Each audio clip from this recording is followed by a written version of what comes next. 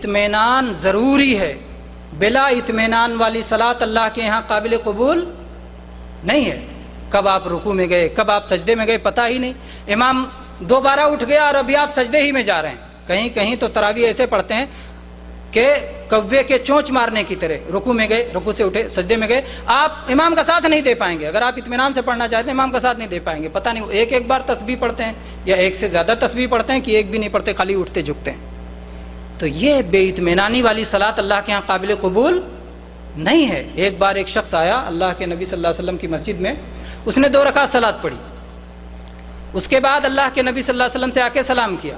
اللہ کے نبی صلی اللہ علیہ وسلم نے جواب دیا، آپ نے فرمایا تو نے صلاۃ نہیں پڑھی، جاؤ پھر پڑھو، لوٹا دیا اسے۔ پھر ویسے ہی پڑھ کے آیا، پھر اللہ کے نبی صلی اللہ علیہ وسلم نے لوٹا دیا، پھر ویسے ہی پڑھ کے تین بار اللہ کے نبی صلی اللہ علیہ وسلم نے لوٹایا اس آدمی کو۔ کیوں؟ اس لیے کہ وہ اطمینان سے نہیں پڑھ رہا تھا۔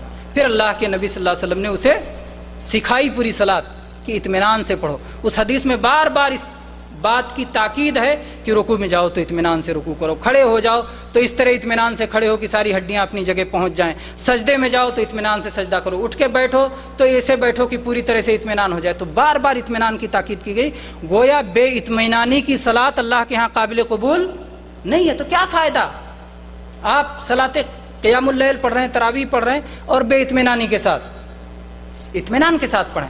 اور قرآن کی تلاوت میں بھی یہی مسئلہ ہے، یعلمون تعلمون یعلمون تعلمون یعلمون تعلمون، پتہ نہیں قاری صاحب خود بھی سمجھتے ہیں کیا پڑھ رہے ہیں، پچھلے والے تو یقیناً نہیں سمجھتے، لیکن پڑھنے والا بھی سمجھتا ہے کہ نہیں سمجھتا معلوم نہیں۔ تو ایسی تلاوت نہیں۔ قرآن پاک کی تلاوت کے بارے میں اللہ تعالیٰ نے حکم دیا ہے وَرَتِّلِ الْقُرْآنَ تَرْتِيلًا، قرآن پاک کو ٹھہر ٹھہر کے پڑھو، سکون کے ساتھ پڑھو۔ ایک صحابی نے نبی صلی اللہ علیہ وسلم کی تلاوت کا انداز بتایا، کہتے تھے کان یمد مدن، آپ کھینچ کھینچ کے پڑھتے تھے، بسم اللہ الرحمن الرحیم، اللہ پہ بھی کھینچا، رحمان پہ بھی کھینچا، رحیم پہ بھی کھینچا۔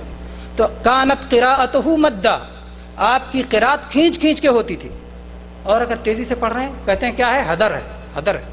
یہ نہیں ہے میرے بھائی، قرآن پاک کی تلاوت قرآن پاک کے احترام کے مطابق ہونا چاہیے۔